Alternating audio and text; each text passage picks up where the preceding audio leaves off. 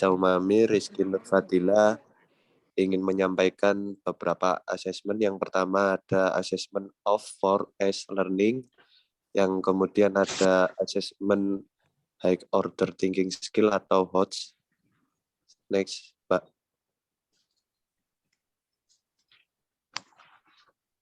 Yang pertama adalah yang perlu kita ketahui adalah what is.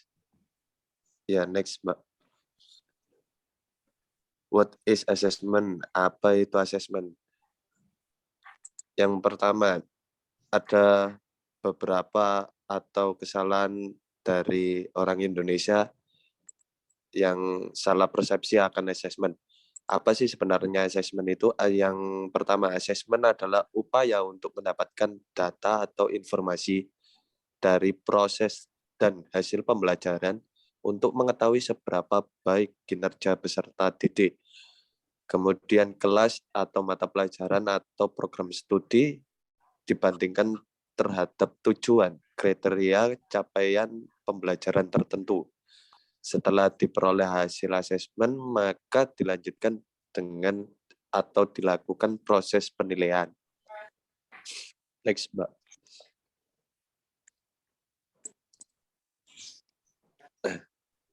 Kemudian ada penilaian. Penilaian sendiri adalah proses penyematan atribut atau dimensi atau kuantitas berupa angka ataupun huruf terhadap hasil asesmen dengan cara membandingkan terhadap suatu instrumen standar tertentu. Kemudian hasil dari penilaian berupa atribut atau dimensi atau kuantitas tersebut digunakan sebagai bahan evaluasi. Next, Mbak.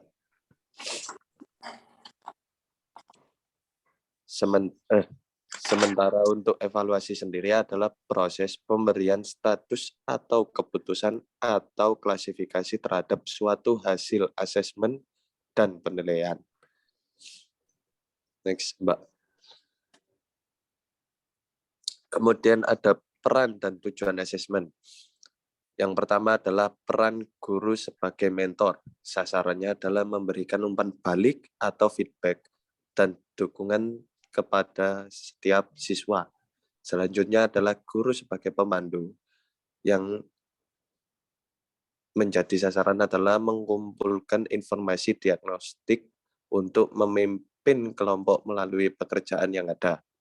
Selanjutnya adalah guru sebagai akuntan, yakni sebagai memelihara catatan kemajuan dan pencapaian siswa.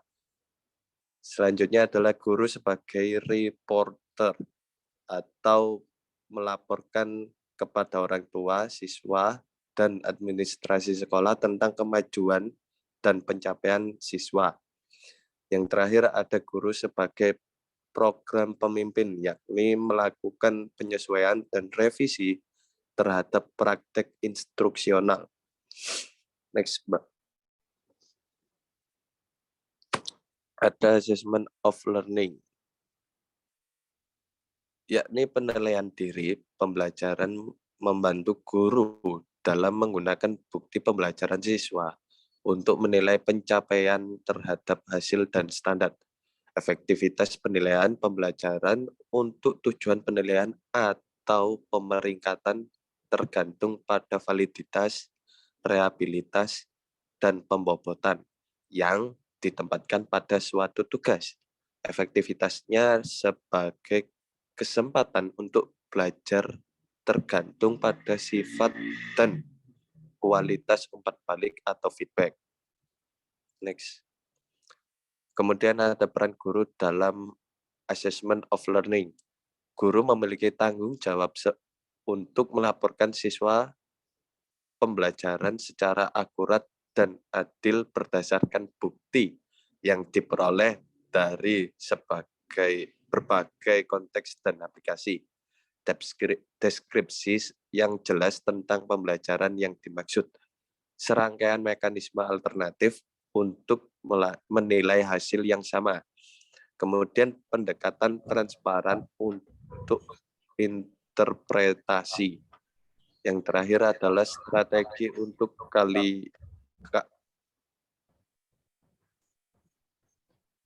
untuk jika terjadi ketidaksepakatan tentang sebuah keputusan. Next. Selanjutnya ada assessment for learning, yakni pembelajaran yang di mana pembelajaran itu melibatkan guru menggunakan bukti tentang pengetahuan, pemahaman, dan keterampilan siswa untuk menginformasikan pembelajaran mereka serta memperjelas pemahaman siswa. Next. Peran guru dalam assessment for learning adalah menyelaraskan instruksi, kemudian mengidentifikasi kebutuhan belajar tertentu dari siswa maupun kelompok yang ada. Selanjutnya adalah memilih dan mengadaptasi bahan dan sumber daya pembelajaran. Selanjutnya menciptakan strategi pengajaran yang berbeda dan kesempatan belajar untuk membantu siswa secara individu bergerak maju dalam pembelajaran mereka. Yang terakhir adalah memberikan feedback atau umpan balik dan arah langsung terhadap siswa. Next. Yang terakhir ada assessment as learning, yakni next. Penilaian sebagai pembelajaran terjadi ketika siswa menjadi penilai bagi dirinya sendiri. Siswa memantau pembelajaran mereka sendiri, mengajukan pertanyaan, dan menggunakan berbagai strategi untuk memutuskan apa yang mereka ketahui dan mereka dapat lakukan, serta bagaimana menggunakan penilaian untuk pembelajaran yang selanjutnya atau pembelajaran yang baru. Next. Kemudian peran guru dalam assessment as learning, yakni model dan mengajarkan keterampilan penilaian diri kepada siswa. Selanjutnya memimpin siswa dalam menetapkan tujuan mereka sendiri dan memantau kemajuan mereka ke arah mana mereka tuju. Selanjutnya adalah memberikan contoh dan model praktek yang baik dan pekerjaan berkualitas yang mencerminkan hasil kurikulum. Selanjutnya adalah bekerja dengan siswa untuk mengembangkan kriteria yang jelas tentang praktik yang baik. Yang terakhir adalah memberikan kesempatan yang teratur dan menantang untuk berlatih sehingga siswa dapat menjadi penilai yang percaya diri dan kompeten. Next, Mbak. Selanjutnya akan disampaikan oleh Mbak Firdausi. Silakan. Baik, terima kasih. Jadi tadi yang sudah dijelaskan tadi dalam tipe-tipe asesmen itu terdapat ada 3 tipe, yaitu off learning, for learning, dan as learning. Lalu di dalam tipe asesmen sendiri untuk off learning itu menggunakan tipe asesmen sumatif. Dan yang for learning dan as learning menggunakan formatif. Maksud dari tipe asesmen sumatif yaitu sebagian besar penilaiannya dilakukan di akhir tugas unit kerja atau biasanya disebut kayak penilaian nilai rapot, terus UTS, UAS, seperti itu. Dan tipe asesmen formatif itu dilakukan ketika dalam proses belajar. Lalu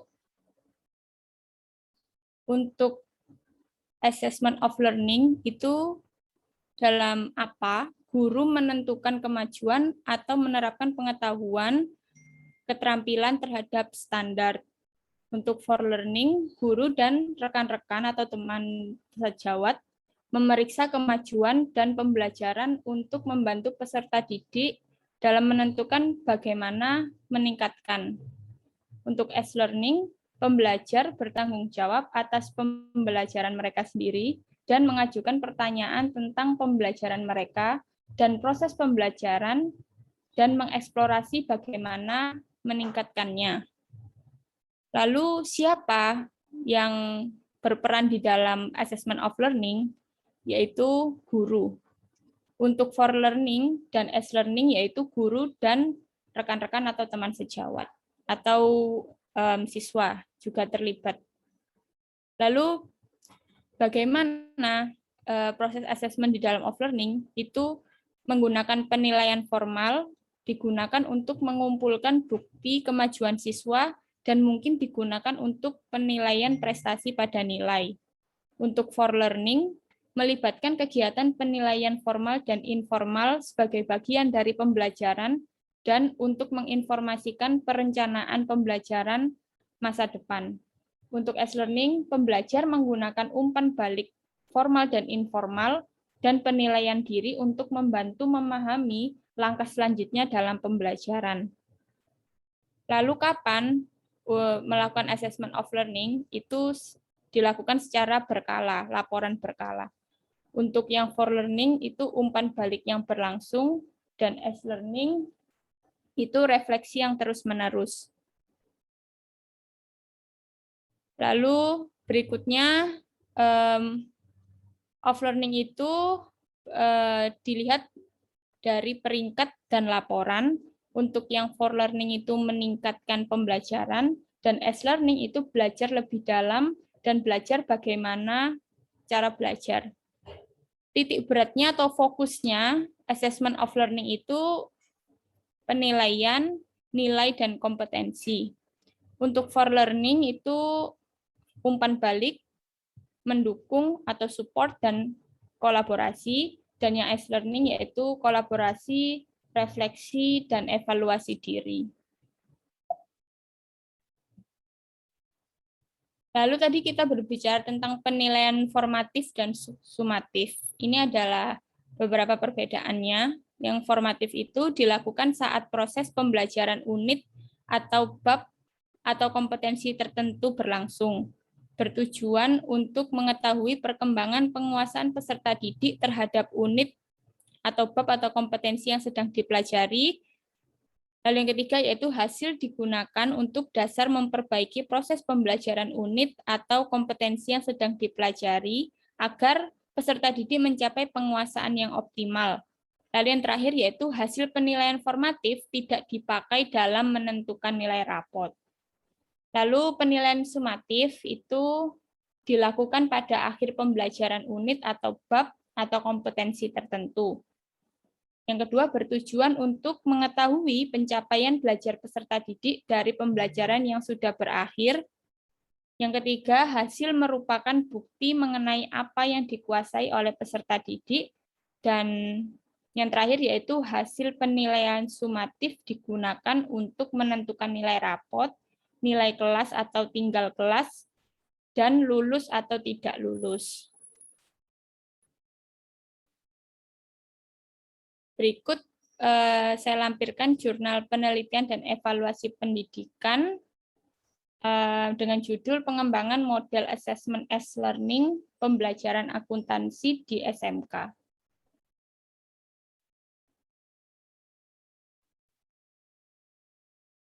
Jadi hasil penelitiannya itu model dengan berbantuan model assessment as learning itu membantu siswa dalam memahami tujuan pembelajaran, memahami dan mengerjakan tugasnya secara terstruktur. Yang ketiga, melakukan asesmen diri. Yang keempat, melakukan asesmen teman sejawat. Dan yang kelima, yaitu menemukan umpan balik untuk perbaikan pembelajaran. Selain itu, hasil penelitian juga mendukung hasil dari penelitian Black dan William yang menyatakan bahwa penggunaan assessment as dan for learning yang dirancang dan dihasilkan dengan baik dapat meningkatkan kompetensi siswa dengan effect size yang tersebut. Dan hasil penelitian ini juga menyatakan penerapan model assessment for learning menggunakan asesmen diri pada pembelajaran matematika di SMP dapat meningkatkan kemampuan matematika siswa. Sehingga berdasarkan penelitian tersebut, dengan menggunakan model assessment as learning, efektif dapat meningkatkan kompetensi akuntansi siswa pada pembelajaran akuntansi di SMK dengan hasil sebagai berikut. Lalu selanjutnya ada assessment higher order thinking skill atau biasa disebut HOTS. Pada Bu Rizky, saya persilahkan. Baik, terima kasih Bu Firdausi. Saya akan melanjutkan mengenai asesmen high order thinking skills atau HOTS. Next.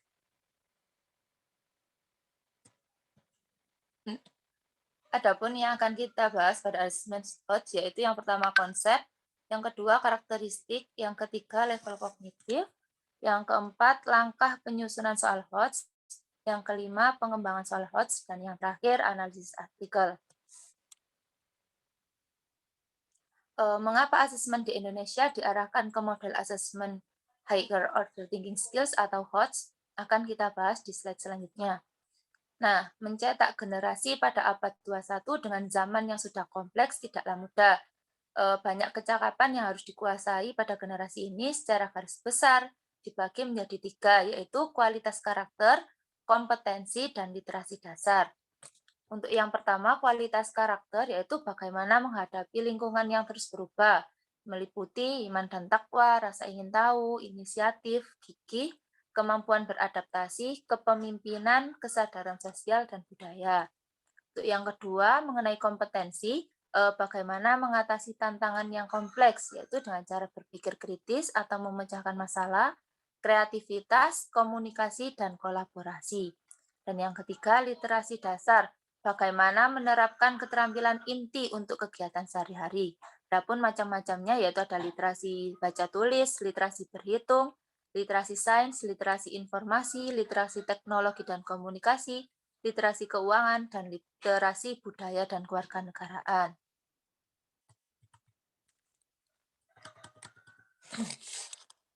Menurut beberapa ahli, definisi keterampilan berpikir tingkat tinggi atau high order thinking skills merupakan kemampuan berpikir yang tidak sekedar mengingat atau recall, menyatakan kembali atau restate, atau merujuk tanpa melakukan pengolahan atau recite, tetapi juga mampu berpikir kritis dan kreatif.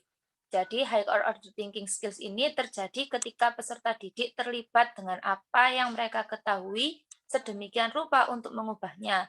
Artinya, peserta didik mampu mengubah atau mengkreasi pengetahuan yang mereka ketahui dan menghasilkan sesuatu yang baru. Next. Melalui HOTS, peserta didik akan dapat membedakan ide atau gagasan secara jelas, berargumen dengan baik, mampu memecahkan masalah, mampu mengkonstruksi penjelasan, mampu berhipotesis dan memahami hal-hal kompleks menjadi lebih jelas, di mana kemampuan ini jelas memperlihatkan bagaimana peserta didik bernalar. Next. Pembelajaran yang berorientasi pada keterampilan berpikir tingkat tinggi adalah pembelajaran yang melibatkan 3 aspek keterampilan berpikir tingkat tinggi, yaitu yang pertama, transfer of knowledge, yang kedua, critical and creative thinking, dan yang ketiga, problem solving. Kita akan membahas yang pertama, yaitu keterampilan berpikir tingkat tinggi sebagai transfer of knowledge. Dalam konteks pembelajaran adalah melahirkan belajar bermakna atau meaningful, yaitu kemampuan peserta didik dalam menerapkan apa yang telah dipelajari dalam situasi baru tanpa arahan atau petunjuk pendidik atau orang lain. Di dalam hubungannya dengan keterampilan berpikir tingkat tinggi atau HOTS sebagai transfer of knowledge, maka pembelajaran akan menyatukan kemampuan berpikir sesuai ranah kognitif, afektif, dan psikomotor. Next. Ranah kognitif meliputi kemampuan dari peserta didik dalam mengulang atau menyatakan kembali konsep atau prinsip yang telah dipelajari dalam proses pembelajaran yang telah didapatnya. Proses ini berkenaan dengan kemampuan dalam berpikir kompetensi dalam mengembangkan pengetahuan, pengenalan, pemahaman, konseptualisasi, penentuan, dan penalaran. Nah, tujuan pembelajaran pada ranah kognitif menurut Bloom merupakan segala aktivitas pembelajaran menjadi 6 tingkat sesuai dengan jenjang terendah sampai tertinggi. Adapun yang ada di tabel yaitu yang termasuk LOTS atau Lower Order Thinking Skills, itu berpikir tingkat rendah itu pada C1 sampai C3, yaitu C1 mengingat, C2 memahami, dan C3 menerapkan. Sedangkan pada proses kognitif pada HOTS atau berpikir tingkat tinggi yaitu C4 sampai C6, yaitu C4 menganalisis, C5 menilai atau mengevaluasi, dan C6 mengkreasi atau mencipta. Next. Anderson dan Cardwell melalui taksonomi yang direvisi memiliki rangkaian proses-proses yang menunjukkan kompleksitas kognitif dengan menambahkan dimensi pengetahuan, seperti pengetahuan faktual, konseptual, prosedur, dan metakognitif. Faktual yaitu pengetahuan tentang istilah, nama orang, nama benda, angka, simbol, dan hal-hal terkait secara khusus dengan suatu mata pelajaran, contohnya kata-kata, angka-angka, tanda-tanda, dan gambar-gambar. Yang kedua, konseptual yaitu pengetahuan tentang kategori, klasifikasi, keterkaitan antara satu kategori dengan lainnya, hukum kausalita, definisi, dan teori. Yang ketiga, prosedur yaitu pengetahuan tentang prosedur atau tahapan dan proses khusus dari satu mata pelajaran seperti algoritma, teknik, metode, dan kriteria untuk menentukan ketepatan penggunaan suatu prosedur. Dan terakhir, metakognitif yaitu pengetahuan tentang cara mempelajari pengetahuan, pengetahuan untuk menemukan strategi, dan pengetahuan yang bersifat pribadi atau self-knowledge. Pengetahuan strategi itu pengetahuan mengenai strategi-strategi umum untuk pembelajaran berpikir dan pemecahan masalah, sedangkan pengetahuan diri adalah kewaspadaan diri mengenai keluasan dan kedalaman diri, dasar pengetahuan dirinya merupakan aspek pengetahuan diri. Next.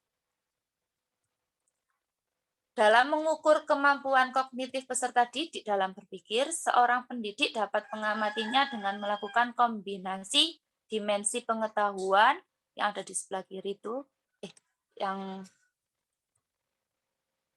dan dimensi proses kognitif.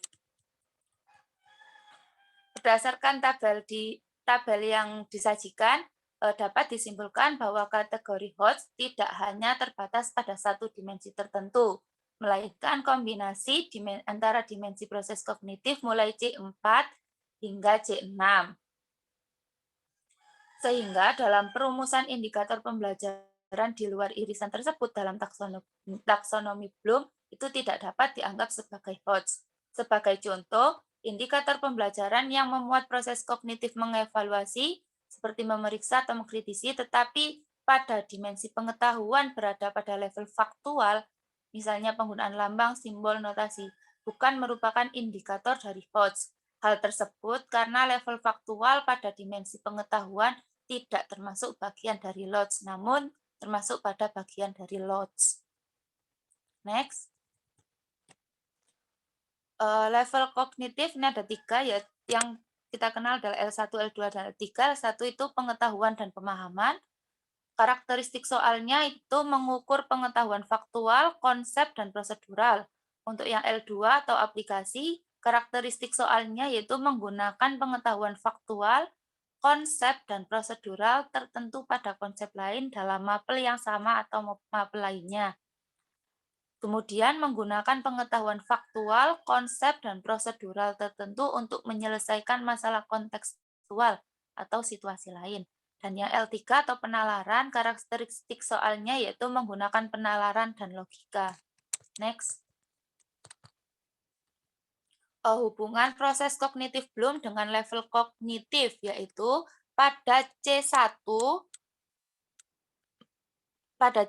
dan C2 yaitu mengingat dan memahami itu termasuk LOTS, dihubungkan dengan level kognitif L1 yaitu pengetahuan dan pemahaman. Sedangkan pada Bloom yang pada Bloom yang kedua C2 dengan level 1 itu masuk kriteria MODS atau Middle of Thinking Skills, dan C3 dengan level 2 juga masuk ke dalam MODS atau Middle. Dan C4 sampai C6 dengan dihubungkan dengan level 3 atau penalaran itu termasuk dari kemampuan berpikir tingkat tinggi atau HOTS, di mana ciri-cirinya yaitu seperti mengkreasi ide atau gagasan sendiri, mengambil keputusan sendiri, dan menspesifikasi aspek-aspek atau elemen. Misalnya dengan membandingkan, memeriksa, mengkritisi, menguji, dan lain sebagainya. Next.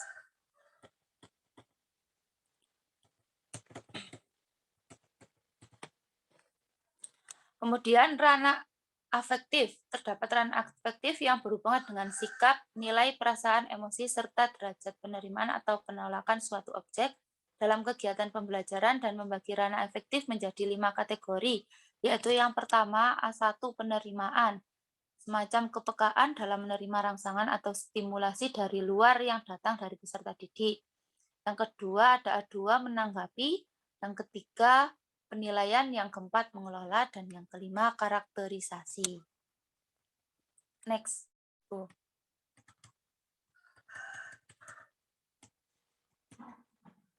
Dan yang terakhir pada ranah yaitu ranah psikomotorik. Keterampilan proses psikomotor merupakan keterampilan dalam melakukan pekerjaan dengan melibatkan anggota tubuh yang berkaitan dengan gerak fisik atau motorik, yang terdiri dari gerakan refleks, keterampilan pada gerak dasar, perseptual, ketepatan, keterampilan kompleks, ekspresif, dan interpretatif. Nah, keterampilan proses psikomotor dapat dilihat pada tabel, yaitu yang pertama ada P1 yaitu imitasi, adalah imitasi berarti meniru tindakan seseorang. P2 yaitu manipulasi, berarti melakukan keterampilan atau menghasilkan produk dengan cara mengikuti petunjuk. Yang ketiga atau presisi yaitu secara independen melakukan keterampilan atau menghasilkan produk dengan akurasi, proporsi, dan ketepatan. Yang keempat ada artikulasi, yaitu artinya memodifikasi keterampilan atau produk agar sesuai dengan situasi baru atau menggabungkan lebih dari satu keterampilan dalam urutan harmonis dan konsisten. Yang kelima yaitu naturalisasi, artinya menyelesaikan satu atau lebih keterampilan dengan mudah dan membuat keterampilan otomatis dengan tenaga fisik atau mental yang ada.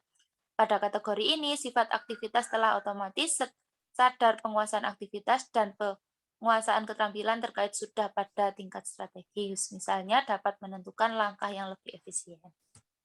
2 menit lagi ya. Oke, Bapak. Selanjutnya akan dijelaskan oleh Bu Risa. Baik, terima kasih Bu Rizky. Saya akan melanjutkan presentasi dari kelompok kami untuk aspek keterampilan berpikir tingkat tinggi sebagai critical dan creative thinking. Sebelumnya kita harus tahu apa itu pengertian dari berpikir kritis dan berpikir kreatif.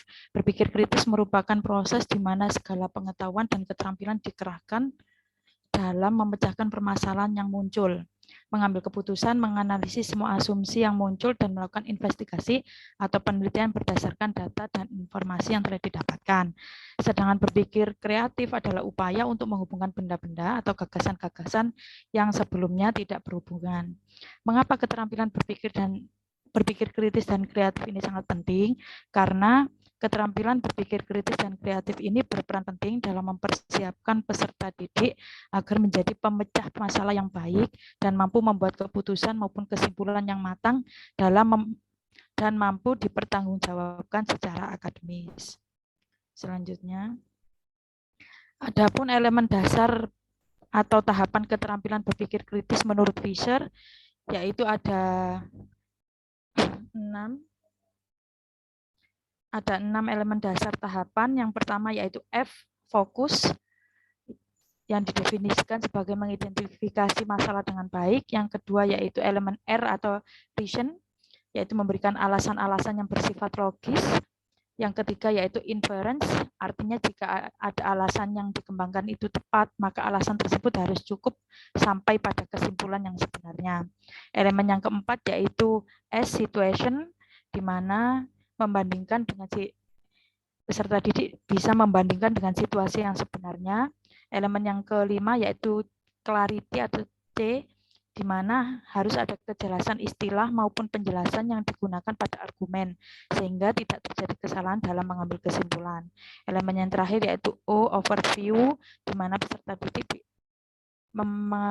dapat melakukan pengecekan terhadap sesuatu yang telah ditemukan, diputuskan, diperhatikan, dipelajari, dan disimpulkan. Selanjutnya, aspek keterampilan berpikir tingkat tinggi sebagai problem solving. Keterampilan berpikir tingkat tinggi sebagai problem solving ini atau pemecahan masalah diperlukan dalam proses pembelajaran. Hal ini dikarenakan pembelajaran yang dirancang dengan pendekatan pembelajaran berorientasi pada keterampilan tingkat tinggi tidak dapat dipisahkan dari kombinasi keterampilan berpikir dan keterampilan kreativitas untuk memecahkan masalah.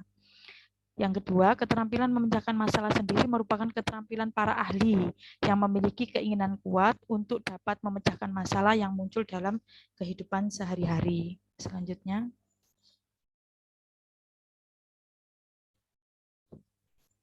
ada 6 aspek keterampilan pemecahan masalah yang bisa dilatihkan, yaitu yang pertama, menentukan masalah, yang kedua, mengeksplorasi masalah, yang ketiga, merencanakan solusi, yang keempat, melaksanakan solusi, yang kelima, memeriksa solusi, dan yang keenam adalah mengevaluasi. Selanjutnya,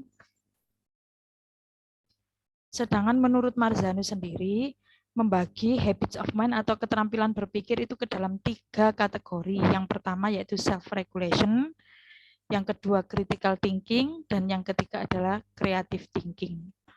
Self-regulation ini merupakan kemampuan untuk menyadari pemikirannya sendiri, menyadari untuk menggunakan sumber-sumber informasi apa saja yang dibutuhkan, serta mengevaluasi keefektifan tindakan. Sedangkan critical thinking ini berpikir tingkat kritis, yaitu bisa mencari kejelasan, menahan diri dari sifat impulsif, mampu menempatkan diri, serta bersifat sensitif dan tahu kemampuan temannya. Yang ketiga yaitu creative thinking atau berpikir kreatif, di mana peserta didik dapat melibatkan diri dalam tugas meski jawaban dan solusinya tidak segera muncul atau nampak. Peserta didik dapat melakukan usaha semaksimal menyesuaikan kemampuan dan pengetahuannya. Selanjutnya, adapun karakteristik atau ciri-ciri soal-soal HOTS. Soal-soal HOTS ini sangat direkomendasikan untuk digunakan pada berbagai bentuk penilaian kelas dan ujian sekolah. Seperti yang kita tahu, HOTS tadi adalah merupakan kemampuan berpikir yang tidak sekedar mengingat, menyatakan kembali, atau merujuk tanpa melakukan pengolahan. Adapun soal kemampuan yang diukur dalam soal-soal HOTS ini yaitu yang pertama transfer satu konsep ke konsep yang lainnya, yang kedua memproses dan menerapkan informasi, yang ketiga mencari kaitan dari berbagai informasi yang berbeda-beda, yang keempat menggunakan informasi untuk menyelesaikan masalah, dan yang kelima menelaah ide dan informasi secara kritis. Sedangkan ciri-cirinya yaitu yang pertama mengukur kemampuan berpikir tingkat tinggi. Kemampuan berpikir tingkat tinggi ini merupakan salah satu kompetensi penting dalam dunia modern, sehingga wajib dimiliki oleh setiap peserta didik. Seperti yang kita ketahui bahwa difficulty is not same as higher order thinking, yang artinya tingkat kesukaran dalam butir soal itu tidak sama dengan kemampuan berpikir tingkat tinggi, kecuali melibatkan proses bernalar. Jadi soal yang sulit itu belum tentu soal HOTS jika di dalamnya tidak melibatkan proses bernalar. Kemampuan berpikir tingkat tinggi ini dapat dilatihkan dalam proses pembelajaran di kelas. Oleh karena itu, agar peserta didik memiliki kemampuan berpikir tingkat tinggi, maka proses pembelajarannya juga memberikan ruang kepada peserta didik untuk menemukan konsep pengetahuan berbasis aktivitas. Yang kedua, ciri-ciri dari soal HOTS yaitu bersifat divergen. Divergen ini artinya memungkinkan peserta didik memberikan jawaban berbeda-beda sesuai proses berpikir dan sudut pandangnya. Karena bersifat divergen, instrumen penilaian HOTS ini lebih mudah dirancang dalam format tugas atau pertanyaan terbuka atau open-minded. Ciri yang ketiga yaitu menggunakan multi-presentasi.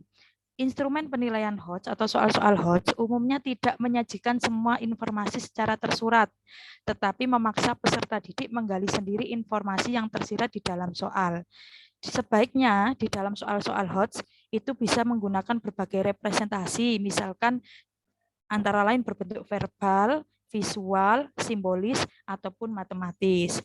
Ciri yang keempat yaitu soal HOTS harus berbasis berbasis permasalahan kontekstual, di mana peserta didik diharapkan dapat menerapkan konsep-konsep pembelajaran di kelas untuk menyelesaikan masalah. Yang kelima yaitu menggunakan bentuk soal beragam. Bentuk-bentuk soal yang beragam ini bertujuan agar dapat memberikan informasi yang lebih rinci dan menyeluruh tentang kemampuan peserta tes. Hal ini penting diperhatikan oleh guru. Mengapa? Agar penilaian yang dilakukan dapat menjamin prinsip objektif. Artinya hasil penilaian yang dilakukan oleh guru dapat menggambarkan kemampuan peserta didik sesuai dengan keadaan yang sesungguhnya. Selanjutnya. Tahapan penyusunan instrumen soal HOTS.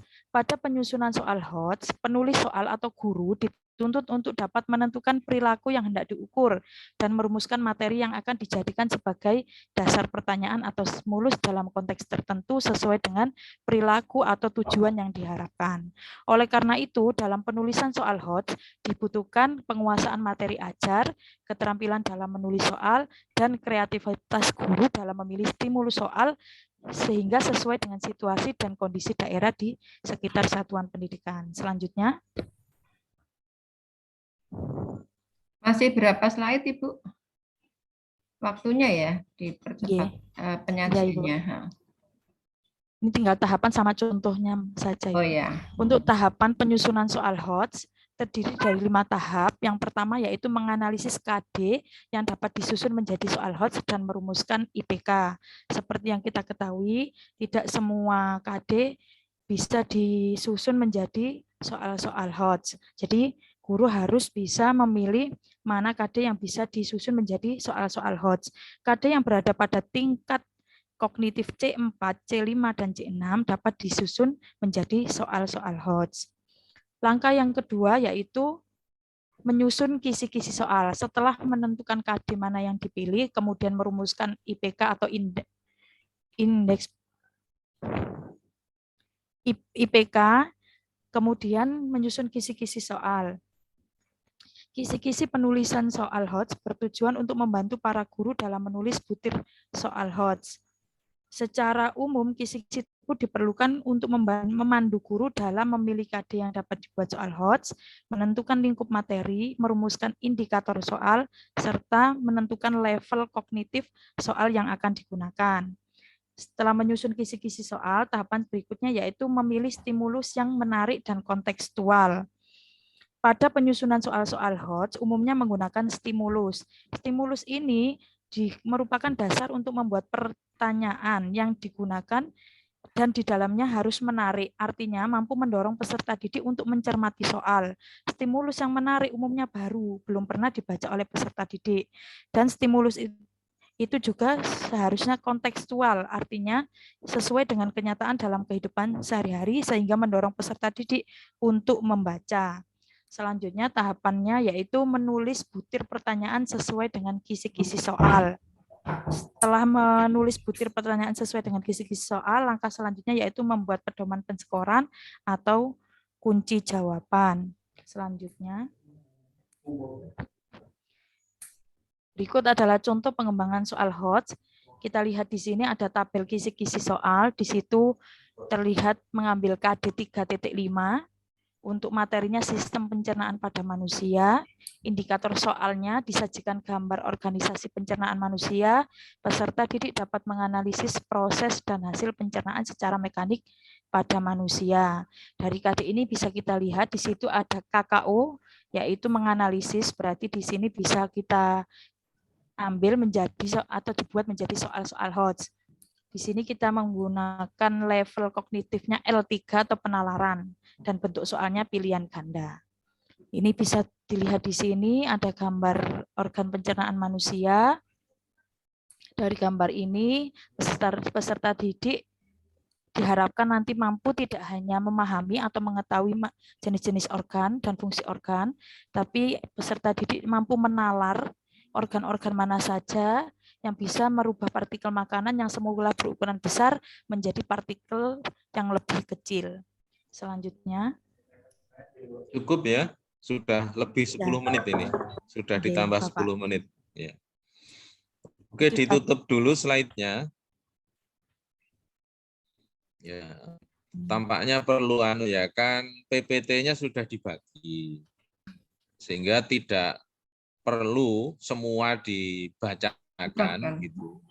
Karena teman-teman sudah mencermati, bahkan ini kan materinya buat di dalamnya itu ada berpikir kritis gitu ya, berarti harus disesuaikan. Oh kayaknya waktunya sudah mau habis sehingga slide mana yang diutamakan.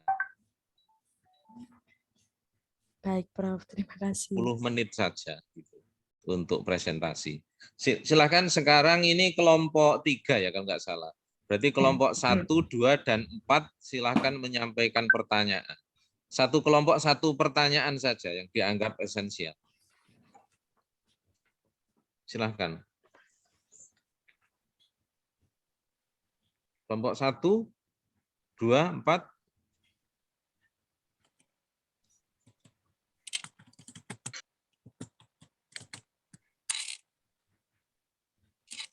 Ayo, waktunya hilang nanti. Yo, Mas Furkon. Mas Furkon ini dari kelompok berapa ini? Kelompok 1, Prof. Oke, silakan Mas Furkon. Kelompok 2 dan 4 siap-siap ya wakilnya. Silakan Mas. Baik, terima kasih atas kesempatannya. Di sini saya mempunyai beberapa pertanyaan ya, Prof. Izin menyampaikan semuanya. 2 saja. Oh, 2. Maksimal 2 ya. Tadinya 1 ini kok beberapa ya. 2 saja. Yang paling. Prof. Baik, tadi dijelaskan oleh pemateri yang pertama ada assessment, terus ada penilaian dan ada evaluasi. Perbedaan yang mendasar dari ketiganya itu, dari assessment, penilaian, dan evaluasi itu apa perbedaan yang mendasarnya? Terus pertanyaan yang kedua,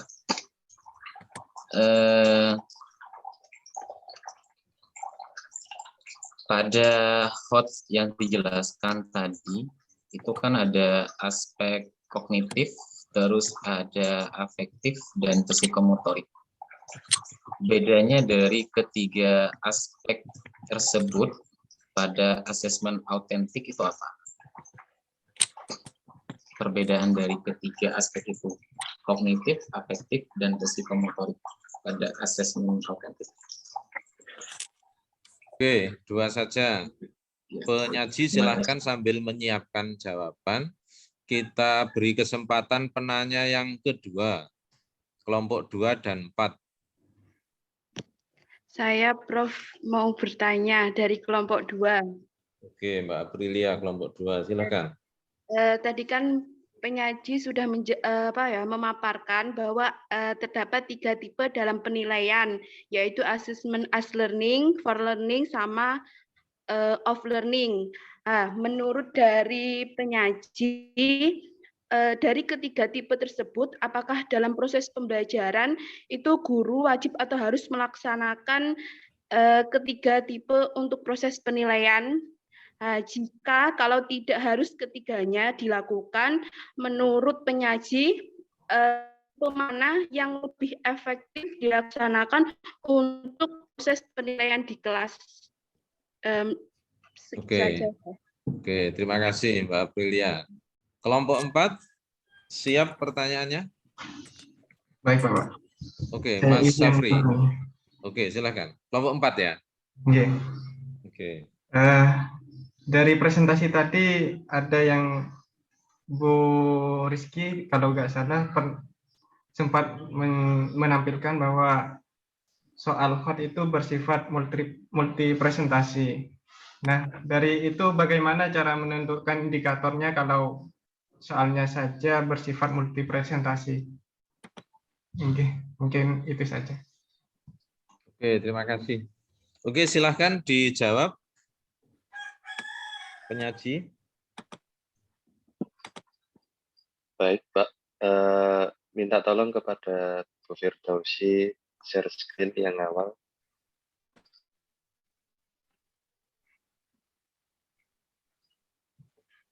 Yang pada halaman awal-awal atau slide awal. Ya. Untuk menjawab pertanyaan dari Pak Furkon adalah perbedaan antara asesmen, penilaian, dan evaluasi yang mendasar. Yang pertama adalah apabila asesmen adalah upaya untuk mendapatkan data atau informasi dari proses dan hasil pembelajaran untuk mengetahui seberapa baik kinerja peserta didik. Sementara penilaian adalah proses penyematan atribut atau dimensi atau kuantitas terhadap hasil asesmen. Sementara evaluasi adalah proses pemberian status. Jadi asesmen adalah upaya untuk mendapatkan data informasi dan penilaian adalah untuk penyematan atribut atau dimensi atau kuantitas terhadap hasil asesmen. Sementara evaluasi adalah proses pemberian status. Jadi evaluasi itu berada pada proses paling akhir. Selanjutnya kepada teman-teman mungkin ada tambahan.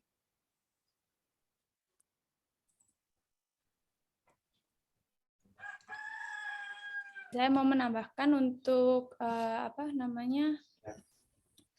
perbedaan mendasar ya. Sebenarnya antara asesmen, evaluasi, dan penilaian itu sebenarnya memiliki keterikatan yang kuat gitu loh.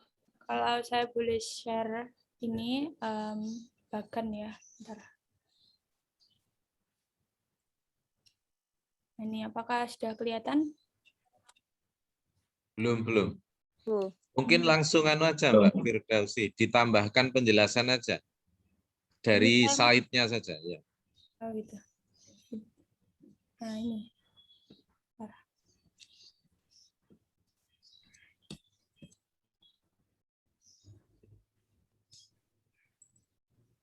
Nah, ini apa sudah kelihatan? Sudah. Ini jadi ini keterkaitan antara konsep evaluasi, asesmen, dan sebenarnya itu ada 4 ya sebenarnya. Evaluasi, asesmen, pengukuran, dan tes. Jadi keempat-empatnya itu sebenarnya memiliki artian yang sama ya, tentang penilaian suatu hubungan gitu. Jadi di sini ada evaluasi ini yang paling atas sendiri itu. Dalam keempat ini, evaluasi dapat terlaksana apabila dilaksanakan kegiatan asesmen. Dan kualitas asesmen ini ditentukan oleh kegiatan pengukuran yang salah satunya dilakukan oleh tes. Jadi seperti itu. Jadi keempat-empatnya ini saling keterkaitan gitu. Jadi tidak ada bedanya sih sebenarnya. Jadi sama pengertiannya, cuman beberapa orang itu menafsirkan yang sama seperti itu. Oke, jangan ditutup dulu Mbak Firdausi. Saya pakai slide ini. Kalau berarti slide-nya Mbak Firdausi ini dengan slide pertama tadi itu bertentangan. Kalau menggunakan slide ini, itu assessment dan penilaian itu berada pada daerah yang sama. Yaitu setelah orang melakukan pengukuran. Sebelum orang mengambil keputusan. Itu termasuk yang saya gunakan. Jadi di Indonesia, assessment dan penilaian itu dipergunakan dalam daerah yang kira-kira itu meskipun tidak sama persis. Kalau assessment lebih terasa pengumpulan data dan interpretasi, kemudian penilaian itu sudah pada pemberian atribut tadi, tetapi itu pada daerah yang sama.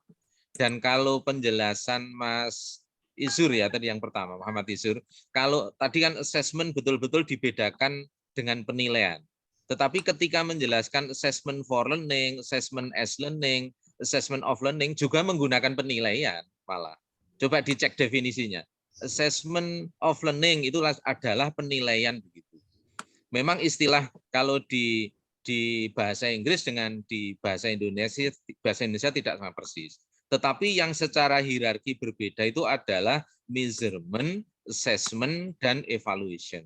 Jadi yang pengukuran itu membandingkan saja, kemudian kalau hasil perbandingan itu diinterpretasi hingga memperoleh atribut tertentu, itu proses pengumpulannya itu lebih dikenal assessment, tetapi ketika sudah disematkan atributnya itu penilaian. Nah di Indonesia kan penilaian itu bahasa Inggrisnya kan bisa rating, tetapi berbeda. Jadi assessing, assessment itu yang akhirnya ditafsirkan sama dengan penilaian di dalam satu daerah. Sedangkan evaluasi itu sudah pengambilan keputusan berdasarkan hasil assessment atau penilaian. Jadi silahkan, tetapi kalau berdasarkan slide-nya tadi, Mas Muhammad Izur, itu kelompok ini itu tidak membedakan secara kuat antara assessment dan penilaian. Karena ketika Anda menjelaskan assessment for learning, assessment as learning, assessment of learning, itu langsung kata yang digunakan adalah penilaian. Tapi silahkan, jadi tapi sekarang misalnya di aturan resmi regulasi tidak ada istilah assessment, adanya penilaian. Tetapi pada assessment nasional itu digunakan dengan titik berat tadi. Jadi assessment lebih menitik beratkan pada proses pengumpulan informasi, kemudian pengumpulan data, dan seterusnya. Oke, silakan pertanyaan yang lain. Baik, Prof, saya akan menjawab pertanyaan yang kedua dari Pak Mungkin Furkon. Share screen-nya di stop dulu, Mbak. Oke, silakan, Mbak Mengenai Rizky. perbedaan ranah kognitif, afektif, dan psikomotor, nih, Prof. Ranah kognitif meliputi kemampuan dari peserta didik dalam mengulang atau menyatakan kembali konsep atau prinsip yang telah dipelajari dalam proses pembelajaran. Artinya pada ranah kognitif ini ditekankan pada pemahaman suatu materi. Mungkin dikaitkan ke pertanyaan. Pertanyaannya tadi dikaitkan dengan authentic assessment maksudnya. Oh. Gitu. Jadi sebenarnya pertanyaannya juga agak multi tafsir. Pertama hot gitu. Kemudian kognitif, afektif, psikomotor, tapi ujung terakhirnya dikaitkan dengan otentik gitu. Jadi jangan dijelaskan masing-masing, kan sudah dibahas. Coba dikaitkan bagaimana kaitan kognitif, afektif, psikomotor dengan authentic assessment atau dengan HOTS gitu.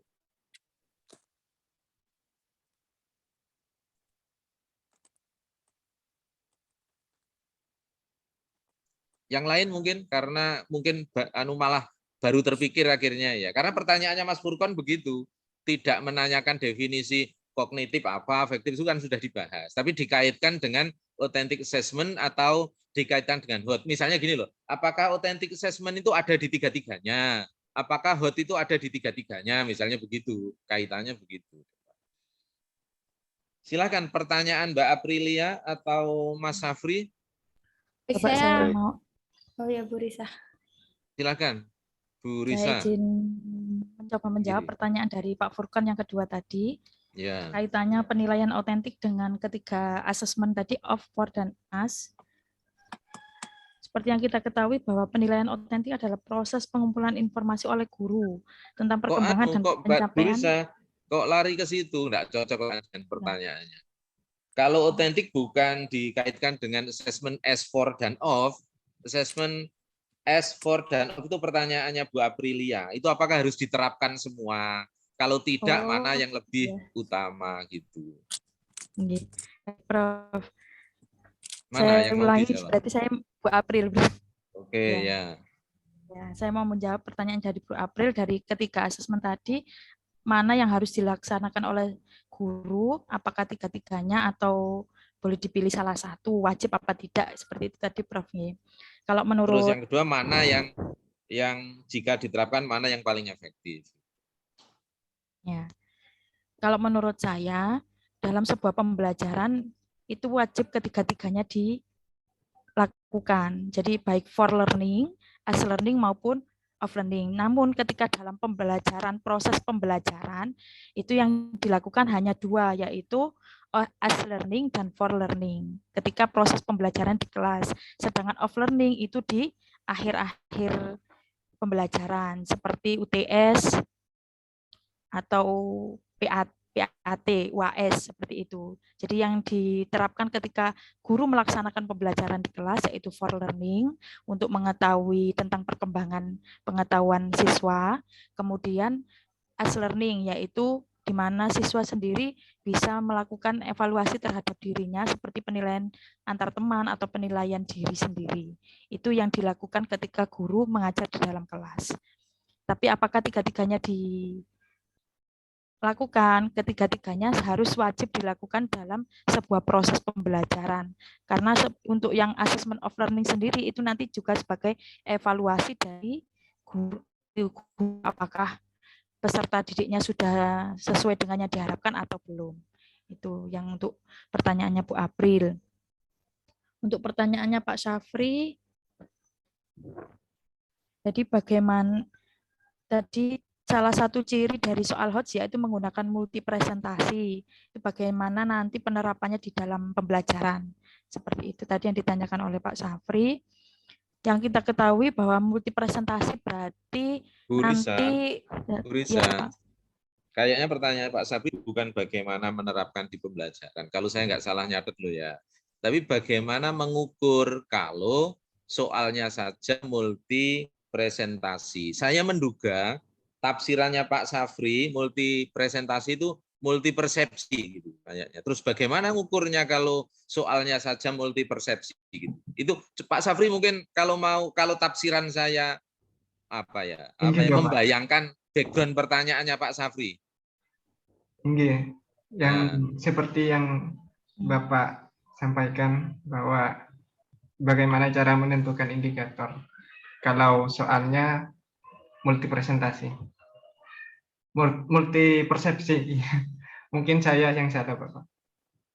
Oke, Bu Risa ya, tetap harus dikomentari oleh penyaji. Jadi menurut ini saya sederhanakan kalimatnya. Pak Safri itu memikirkan gini, kalau soalnya multi persepsi, terus bagaimana mengukurnya, gitu, Bu Risa? Terus direspon, nggak boleh marah ini. Bagaimana responnya? Ya. Ini saya coba menjawab dari pertanyaan Pak Safri tadi.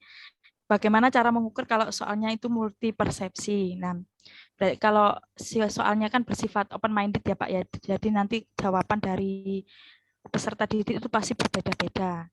Nah, untuk mengukurnya berarti guru ini harus membuat sebuah rubrik jawaban atau panduan. Misalkan skor 1 sampai skor 5. Jadi skor 5 kepleset loh.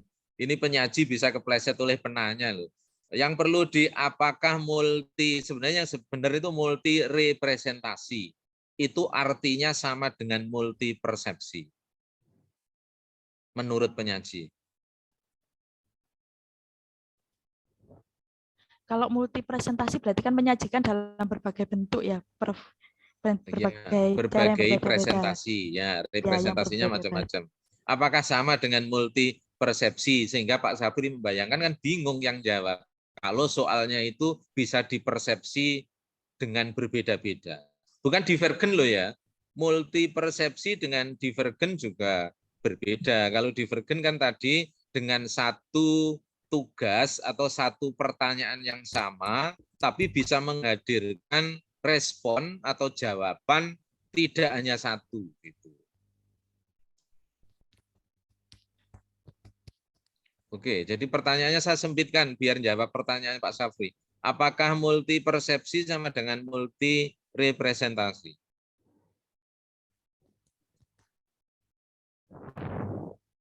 Kalau menurut saya pribadi itu berbeda, Prof.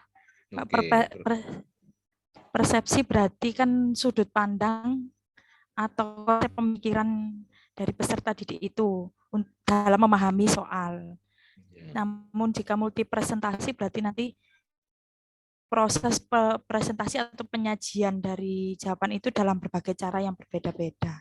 Tapi konsepnya sama. Konsepnya sama. Ya, jadi kalau multi persepsi kan hal yang sama di persepsi berbeda. Itu memang akan menyulitkan. Bukan itu yang dimaksud di HOT. Tetapi kalau multi representasi itu konsep yang sama itu bisa dipresentasikan dalam berbagai bentuk. Yang umum kan 4 itu, misalnya pakai verbal, kalimat, pakai grafis, gambar, grafik dan seterusnya. Kemudian pakai formula matematis, rumus, hubungan variabel atau pakai simbol-simbol. Oke, tinggal satu pertanyaan. Pertanyaan Pak Furqan yang kedua. Kognitif, afektif, psikomotor itu kaitannya dengan otentik dan Hodge.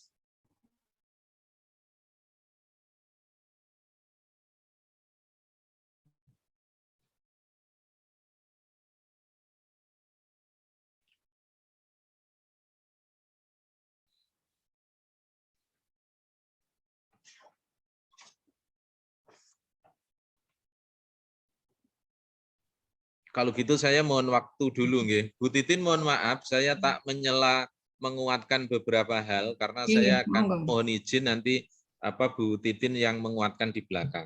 Pertama saya ingin menekankan, coba dicek di slide-nya teman-teman kelompok 3 ini ya. Tadi itu untuk assessment S-learning, for learning dan off learning itu relatif tidak masalah, tetapi ketika dibawa ke formatif dan sumatif itu memang di dalam kategori sederhananya sudah pas, assessment S dan for itu masuk formatif, kemudian assessment of learning itu masuk sumatif. Tetapi coba dicek di sana, mungkin fungsi itu masuk di apa ya fungsinya. Itu agak confused.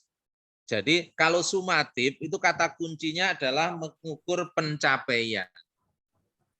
Itu off learning. Sedangkan yang formatif itu untuk mengukur kemajuan atau peningkatan. Nah tadi saya lihat di formatif dan sumatif sama-sama menggunakan kata kemajuan. Nggak bisa. Jadi yang kemajuan atau peningkatan itu untuk formatif. Atau assessment for learning dan assessment as learning. Sedangkan assessment of learning itu sumatif, itu untuk mengukur pencapaian. Oleh karena itu di final dia, itu pencapaian kompetensi. Itu kata kunci yang tidak boleh tertukar, tidak boleh confuse. Jadi kalau proses itu formatif, itu memang nggak boleh untuk memutuskan sesuatu, tetapi untuk mengukur perkembangan atau kemajuan dari proses belajar siswa. Ketika dia sudah mencapai kompetensi tertentu yang ditagih di KD, itu namanya assessment of learning atau penilaian sumatif. Coba dicek di slide-nya. Kalau saya tidak salah nanti seperti itu. Jadi bisa. Kata kuncinya dari yang sumatif itu pencapaian, kalau formatif itu kemajuan atau peningkatan. Kemudian yang kedua, tadi yang menjadi pertanyaan, jadi saya menyarankan gini, tadi di setiap slide itu tidak dituliskan referensi, hanya beberapa yang ada. Nah, kalau ingin saling membantu, sebaiknya yang penampilan masih 2 kelompok, kalau konsep tertentu diambil dari referensi tertentu, dituliskan di slide-nya. Diambil dari mana? Gitu, sehingga ketika menuliskan definisi, atau pengertian, mungkin karakteristik itu bisa ditelusur oleh teman-teman gitu. Referensinya dari mana gitu. Termasuk tadi yang membedakan antara assessment, penilaian dan evaluasi, termasuk itu. Kemudian Hodge juga karakteristiknya Hodge. Jadi karakteristiknya Hodge di awal saya setuju, yaitu ada 3, yaitu transfer of knowledge, kemudian critical and creative thinking, dan problem solving. Tetapi ke belakang itu ketika dikaitkan dengan taksonomi Bloom itu agak confused gitu. Kalau transfer of knowledge itu menerapkan sesuatu pada situasi berbeda saja, itu kan C3. Seolah-olah C3 masuk Hodge. Ini yang sering di lapangan juga. Padahal di taksonomi Bloom-nya benar yang dari Anderson Cradwell, Hodge itu di atas C3. Gitu. Jadi kalau C3 itu tidak, oleh karena itu transfer of knowledge itu kalau di bukunya Brokat itu dijelaskan transfernya itu adalah pada situasi non rutin gitu kata kuncinya. Maka nanti sinkron dengan penjelasan tadi. Jadi di soal itu stimulusnya berbeda dengan yang selama ini dikenalkan di pembelajaran. Begitu. Oleh karena itu kalau Brokat menyebutkan menggunakan situasi dunia nyata. Gitu. Yang ketika ketika penilaian itu berbeda dengan pembelajaran situasinya, sehingga nggak bisa dihafalkan karena stimulusnya itu ditransfer pada betul-betul kondisi non rutin kehidupan nyata sehingga otentik. Ini mungkin tadi yang pertanyaan belum terjawab ya, kata kuncinya otentik itu adalah dalam situasi sesungguhnya, dalam kehidupan nyata. Jadi kognitif, afektif, psikomotor selama diterapkan pada konteks dunia nyata ya menjadi otentik gitu. Tetapi kalau tidak dalam situasi sesungguhnya yang nyata berarti tidak otentik. Seperti hanya situasi tes di akademik, ujian, jawab soal gitu bukan. Tetapi kalau dalam situasi kehidupan nyata dia masuk di otentik. Lah kalau otentik memang menjadi hot karena non rutin. Kemudian yang critical dan creative thinking dan problem solving saya rasa sudah pas gitu. Tidak confuse. Cuma ketika memberikan contoh soal, saya tadi tidak sempat melihat contoh soal yang lain, tetapi contoh soal yang dipakai kan KD-nya menganalisis. Kemudian di contoh soal indikatornya juga menganalisis lagi. Ini penyakit di lapangan ini. Padahal kalau misalnya memahami gitu, itu kan memahami itu menggunakan kata kerja operasional, misalnya menjelaskan, memberi contoh, itu kan lebih terukur. Lah kalau menganalisis itu lebih terukur apa? Ya misalnya membandingkan, menemukan hubungan, begitu. Jangan menganalisis ketika membuat indikator IPK. Tadi penyaji ketika IPK nggak ada singkatannya bingung ya, mau indeks prestasi kumulatifnya ya. Apa? IPK apa IPK? Apa Bu Risa? Indikator pencapaian kompetensi. Ya. Ketika merumuskan indikator pencapaian kompetensi Bu Risa, jangan menggunakan kata juga menganalisis. Nanti sulit dibedakan karena menganalisis itu luas. Jadi silahkan menggunakan kata kerja lebih spesifik. Ya misalnya membandingkan, menghubungkan, menggabungkan, begitu. Ya, nanti biar bisa terukur. Kemudian contoh soalnya mungkin Bu Risa tapi memberi karakteristik hotnya bagus, yaitu divergen dan seterusnya. Apakah soal yang pencernaan tadi sudah sampai ke sana? Itu coba direnungkan. Gitu.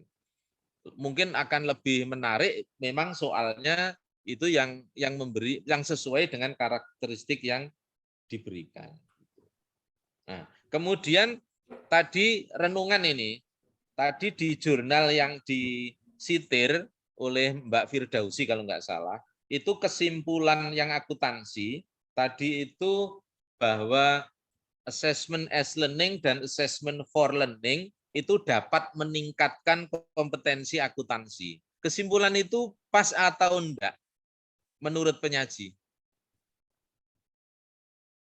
Kesimpulan peneliti dalam jurnalnya tadi dibacakan, coba dicek kalau nggak salah begitu tadi. Dengan menggunakan assessment as learning dan assessment for learning, maka dapat meningkatkan kompetensi akuntansi, meskipun mungkin bidangnya nggak cocok. Tapi kesimpulan itu pas atau enggak? Yang di SMK itu enggak, Pak. Yang itu beda peneliti, cuman kayaknya kurang benar ya. Salah, Pak. Apa yang benar? Mestinya bagaimana? Mestinya mungkin meningkatkan yang S-learning, Pak, untuk meningkatkan kompetensi siswa. Berarti yang S-learning bisa meningkatkan kompetensi. Iya. Bu Risa, begitu? Nah, untuk meningkatkan akuntansinya itu lebih spesifik lagi mungkin, Pak. Entah hasil belajarnya atau keterampilan berpikir kritisnya mungkin yang meningkat. Jadi tidak semua bidang akuntansinya yang meningkat. oke. Tapi kayaknya nggak tertangkap pertanyaan saya. Gini, saya beri bandingan ya. Dari definisi di awal tadi, measurement itu misalnya mistar kita letakkan di meja, begitu toh? kemudian nanti setelah dibaca ketemu penilaiannya, oh panjangnya 10 cm misalnya gitu, atau 50 cm. Terus akhirnya diputuskan meja mana yang dipilih. Pertanyaannya, apakah mengukur itu bisa meningkatkan panjang meja atau lebar meja? Yang meningkatkan kompetensi itu pembelajaran atau penilaian? Pembelajaran. Nah, itu kata kuncinya. Sering membuat judul skripsi, tesis, bahkan disertasi ada yang apakah iya mengukur itu bisa meningkatkan tinggi badan? Kan tidak mungkin. Misalnya Anda itu setiap hari diukur tingginya. Itu apa bisa tambah tinggi? Meskipun diukurnya itu sehari 10 kali, 20 kali. Yang menambah tinggi badan ya mungkin olahraga, aktivitas, menu makanan, bukan mengukurnya gitu. Ini yang tidak tertangkap konsepnya oleh peneliti. Jadi Anda juga harus hati-hati. Nanti kalau memilih judul yang bisa meningkatkan kompetensi tetap pembelajaran. Assessment itu sampai evaluasi memutuskan itu sebatas tadi mengumpulkan data, kemudian dibandingkan dengan kriteria tertentu, kemudian dijustifikasi. Jadi mengukur itu ya mendapatkan hasil pengukuran, kemudian kita letakkan atributnya, atribut penilaiannya, kemudian kita putuskan misalnya mana yang meningkat paling tinggi, mana yang paling baik. Tetapi yang menyebabkan peningkatan bukan proses assessment-nya atau penilaiannya, tetap pembelajarannya. Jadi pemilihan kata redaksi dalam penyimpulan tadi itu tidak pas gitu. Nah, yang terakhir mungkin untuk semuanya ini akan lebih bagus itu biar nanti membekali, termasuk ini nanti di presentasi yang kedua ya, yang tugas individu. Sebaiknya ketika menemukan definisi variabel tertentu, itu akan lebih bagus Anda itu menyajikan dari berbagai referensi, kemudian baru misalnya definisi apa atau konsepsi apa yang akhirnya dipilih dan seterusnya. Sehingga mungkin menyajikannya nggak usah disajikan semua, tapi misalnya menurut A begini, menurut B begini, menurut C begini. Kemudian hasil diskusi kelompok kami seperti ini. Nah, ini mungkin untuk tugas yang kelompok sudah tidak memungkinkan karena sudah terjadi. Nanti yang tugas individu ketika Anda sudah milih salah satu variabel untuk dikembangkan instrumen, titipan saya, Anda harus mencari referensi sebanyak-banyaknya dari berbagai sumber primer, kemudian Anda kaji gitu. Jadi menurut A begini, menurut B begini, menurut C begini, terus Anda itu akan misalnya memilih yang mana, argumentasinya apa. Kalau memang Anda memasaknya itu mencampurnya itu analoginya atau nalarnya seperti apa sehingga ketemu definisi tertentu gitu. Mungkin ini yang bisa saya berikan catatan, mohon maaf Bu Titin dan teman-teman mahasiswa, saya pamit lebih dulu gitu. Saya semoga nanti minggu depan dan berikutnya saya bisa ikut sampai selesai. Mohon maaf. Assalamualaikum warahmatullahi wabarakatuh. Monggo Bu Titin. Waalaikumsalam warahmatullahi wabarakatuh. Ya, Prof. Saya lanjutkan. Ya. Terima kasih Prof. Asis ya sudah memberikan banyak penguatan ya. Saya tidak mengulang yang sudah disampaikan Prof. Asis ya. Yang saya menambahkan ya tentang tadi ya proporsi S4 dan off. Ini menurut Bapak Ibu mana yang lebih banyak dalam proses penilaian di dalam KBM itu? Yang for S dan off ya. Kalau mungkin kita sudah pernah menemukan ya gambar tentang proporsi penilaian S4 dan off itu sekarang justru yang paling atas ya, mengerucut dengan proporsi yang lebih kecil dibandingkan dengan S dan 4 ya, karena ini tadi yaitu penilaian selama proses KBM yang tujuannya adalah untuk meningkatkan kualitas pembelajaran untuk tahapan berikutnya begitu. Sedangkan S ini melibatkan siswa juga ya dalam menilai KBM itu, sehingga menjadi pembelajaran yang bermakna bagi siswa. Ya. Kemudian ini saya tadi melihat ada slide-nya ketika penyaji dalam ini kelompok 3 menyampaikan tentang HOTS ya. Dalam ranah kognitif ya, memang selama ini HOT itu adalah dalam yang kita yang kita kaji adalah memang di sini ranah kognitif ya, di mana level kognitif untuk C itu singkatan dari kognitif ya, mulai dari level yang rendah sampai C1 sampai level ke-6, kemudian juga C1 sampai C3 itu itu HOT dan MOT, tapi C4 sampai C6 itu termasuk HOT begitu ya.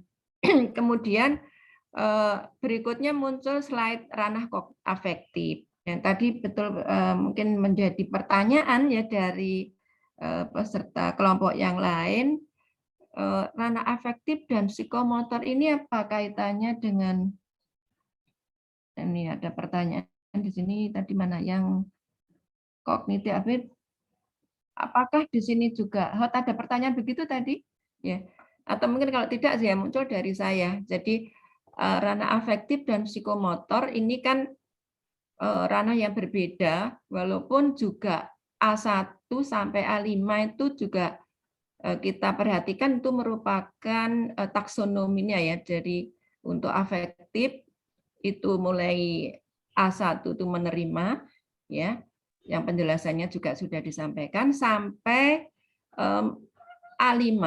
Jadi mulai menerima, menanggapi, merespon ya, kemudian menilai, mengelola, mengorganisasi, sampai mengkarakterisasi ya. Jadi sampai menjadi karakter pada seseorang atau diri peserta didik itu, bahwa nilai-nilai tadi, sikap-sikap yang baik tadi menjadi karakter ya, akan diakui dan dijadikan dijadikan acuan untuk mengambil sikap dalam situasi apapun, dalam keadaan apapun, itu A5, yaitu level yang tingkat tinggi. Jadi kita memang dituntut untuk melatihkan afektif itu mulai dari A1 sampai menjadi karakter atau kepribadian jadi seseorang.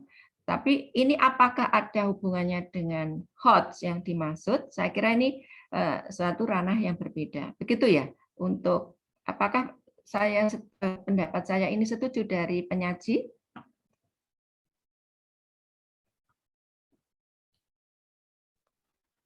Iya, ya, jadi adalah ranah yang berbeda, walaupun A1 sampai 5 itu adalah juga merupakan taksonomi ya, dari yang afektif yang rendah A1 sampai ke tinggi A5, yaitu menjadi karakter ya. Kalau kita menanamkan ya afektif jujur misalnya ya, itu harapannya sampai jujur itu menjadi karakter ya, tidak hanya sekedar diterima saja nilai jujur itu, tapi sudah menjadi karakter dari peserta didik kita. Jadi dalam situasi apapun, dalam keadaan apapun ya, itu akan menerapkan ya, menjadi sikap yang diambil, dan itu menjadi kepribadian gitu. Demikian juga untuk psikomotor ini juga level juga ini ya. Jadi atau level, saya mengatakan ini level gitu, karena juga ranah taksonomi, mulai dari yang imitasi ya, yang sekedar menirukan tindakan yang sudah dilakukan oleh seseorang ya.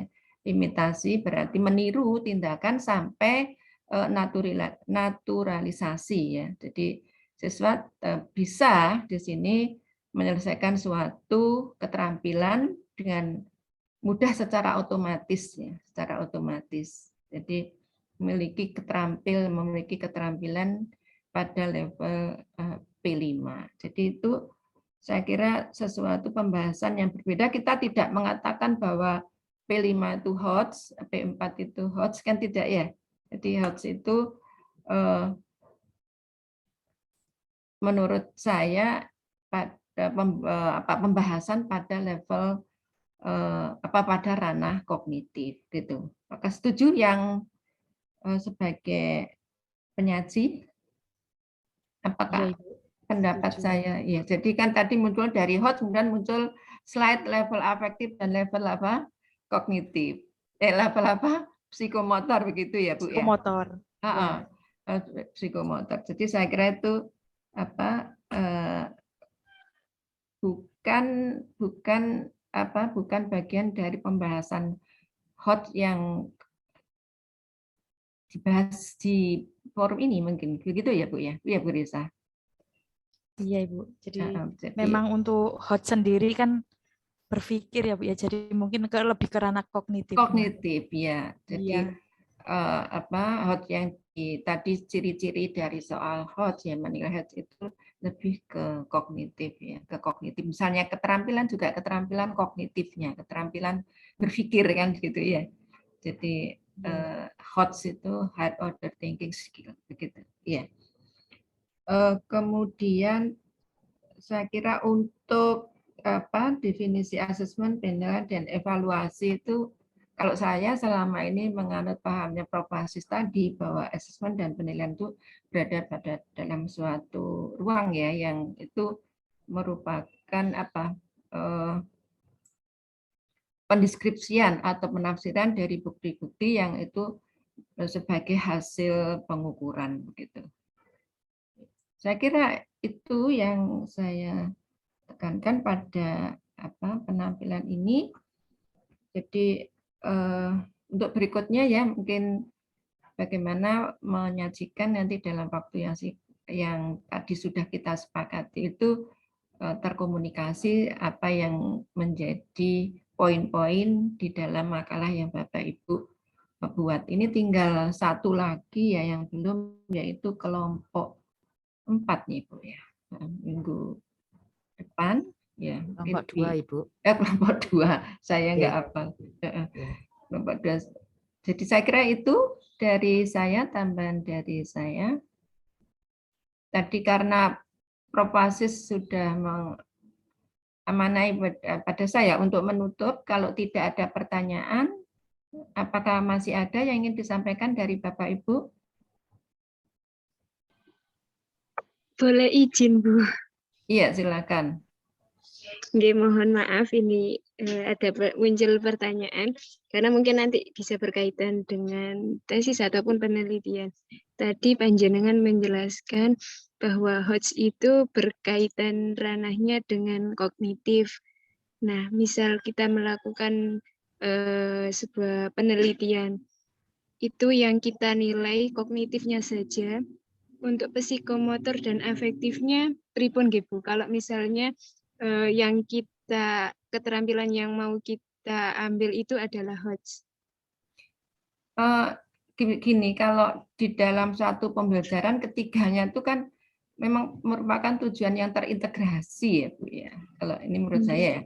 Jadi terintegratif dalam suatu KBM itu ya mengacunya ke ketiga itu. Jadi tidak hanya kognitif saja tujuannya ya, tujuan dari suatu KBM, tapi tujuan dari pembelajaran kita, tapi juga afektif dan psikomotor. Saya memaknai psikomotor itu keterampilan yang terkait dengan ini, dengan terampil berbuat melakukan sesuatu ya, sesuatu itu. Kalau memang KBM-nya itu di dalam KBM itu ada psikomotornya ya, kita tetap harus menilai itu psikomotornya ya, dan juga afektifnya. Namun kalau ini dikaitkan dengan tujuan penelitian ya, yang ingin mengukur ya misalnya ya untuk atau meningkatkan keterampilan berpikir tingkat tingginya, ya HOTS, ya kita tema dari pemikiran itu adalah itu yang dijadikan mungkin dari awal, mungkin latar belakangnya, instrumennya, kemudian yang diukur nanti sampai yang dianalisis sampai pada suatu kesimpulan. Tapi afektif dan psikomotor itu menurut saya tetap harus kita perhatikan di dalam KBM itu, karena itu kan satu, kita tidak bisa tujuan penelitian itu misalnya untuk keterampilan berpikirnya yang kognitif, kemudian kedua ini kita abaikan, kan tidak seperti itu ya Mbak Rob ya. Jadi tetap kita perhatikan ya, kita mungkin nanti akan berpengaruh juga, akan berfungsi juga dalam kita melakukan pembahasan dari penelitian kita. Kita lihat afektifnya bagaimana, psikomotornya bagaimana. Walaupun itu bukan menjadi tujuan dari penelitian itu. Mungkin itu. Biar bisa Bu Rofial ya. Rofiatul ya, bisa ditangkap pendapat saya ya. Jadi jangan diabaikan, artinya kita mengabaikan dua aspek itu karena penelitian kita tidak fokus di situ gitu ya, tidak fokus di situ. Tapi saya yakin itu nanti akan memiliki fungsi ya, fungsi atau peran dalam menunjang hasil penelitian kita, misalnya dalam pembahasan ya. Ketika hasilnya misalnya seperti ini, coba kita lihat bagaimana afektif dari anak itu ya, bagaimana psikomotornya begitu ya. Jadi secara komprehensif semuanya kita siapkan instrumennya, walaupun bukan menjadi tujuan dari penelitian begitu. Terima kasih Bu Titin. Sama-sama. Bagaimana, ada lagi Bapak Ibu? Mohon maaf Bu Titin. Iya. Saya mau mengkonfirmasi.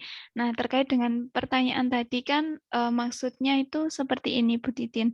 Kan pada kemarin kelompok kami kan menjelaskan tentang penilaian autentik. Nah, penilaian autentik sendiri itu kan juga terbagi menjadi ranah afektif, psikomotorik, dan kognitif. Sedangkan di hot study, di assessment hot study kan juga disebutkan ada ketiga ranah, yaitu kognitif, psikomotorik, dan afektif. Nah, Bu Titin tadi sudah memberikan sedikit penjelasan bahwa untuk yang assessment hot sendiri itu menekankan pada ranah kognitif, Bu. Nah, kan ini juga berkaitan dengan tugas yang nanti individu untuk menyusun tentang asesmen rancangan tesis. Nah, yang mau saya konfirmasi mungkin apakah ada perbedaan tersendiri ya Bu antara penilaian otentik dari ketiga ranah tersebut dengan penilaian HOTS dari ketiga ranah tersebut, karena untuk rancangan tesis, asesmen tesis saya sendiri itu untuk yang kognitifnya itu juga tergolong penilaian HOTS. Nah, nanti untuk pemilihan asesmennya itu apakah dua-duanya, apakah salah satu, seperti itu Bu Titin? Ya, ya. Ini ada satu kalimat ya yang mungkin perlu penjelasan. HOTS untuk ketiga ranah itu maksudnya apa, Mbak? Nah, tadi kan dijelaskan ya Bu oleh penyaji, dari asesmen HOTS sendiri itu terdiri dari ranah afektif, psikomotorik, dan juga kognitif. Seperti itu, Bu. Nah, itu yang tadi sudah saya kritisi ya. Jadi afektif dan kognitif, ya maaf, afektif dan psikomotor ya. Jadi A1 sampai A5, kemudian P1 sampai P6 itu kan selama ini kita tidak ada memberikan klasifikasi A1 sampai A3 itu LOTS, terus A5 dan A3, A4 sampai A5 itu HOTS. Itu kan tidak, Bu. Yang HOTS itu kan untuk kognitif.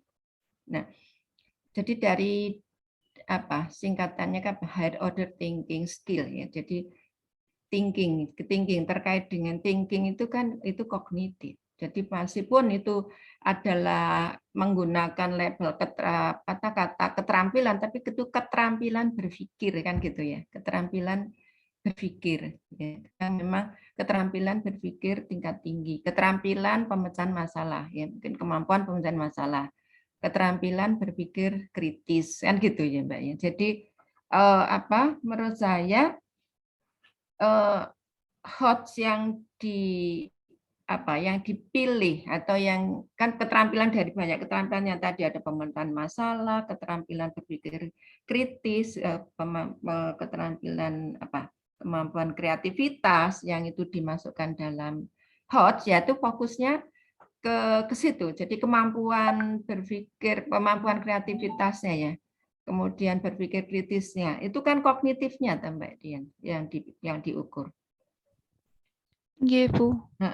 Nah, untuk afektif dan psikomotor ya mengikuti ya, kita mengikuti KBM-nya seperti apa, afektif dan psikomotor mana yang bisa kita akses ya, bisa kita nilai dari pembelajaran tadi, pembelajaran yang sudah dirancang untuk meningkatkan HOTS tadi itu. Jadi kita menyesuaikan dengan KBM-nya. Kalau misalnya itu ada praktikumnya, mungkin keterampilannya terkait dengan keterampilan di laboratorium, ya keterampilan apa saja. Kemudian kalau misalnya itu menciptakan sesuatu, ya meng-create sesuatu, ya keterampilan apa yang menghasilkan produk, misalnya itu keterampilan apa yang. Jadi saya kira tidak harus ya ketika kita nanti mengembangkan instrumen untuk mengukur variabel tadi yang itu HOTS ya dalam tanda petik yang menjadi tema tesis. Kemudian kita juga berpikir keras HOTS-nya di afektif dan psikomotor. Saya kira tidak harus seperti itu. Tidak seperti itu. Gitu ya. Jadi fokusnya pada pengembangan instrumen yang ini, yang HOTS yang dipilih, misalnya keterampilan berpikir kritis ataupun keterampilan pemecahan masalah, ya atau mungkin kreativitas, begitu. Atau berargumen, dan yang dipilih yang mana. Begitu.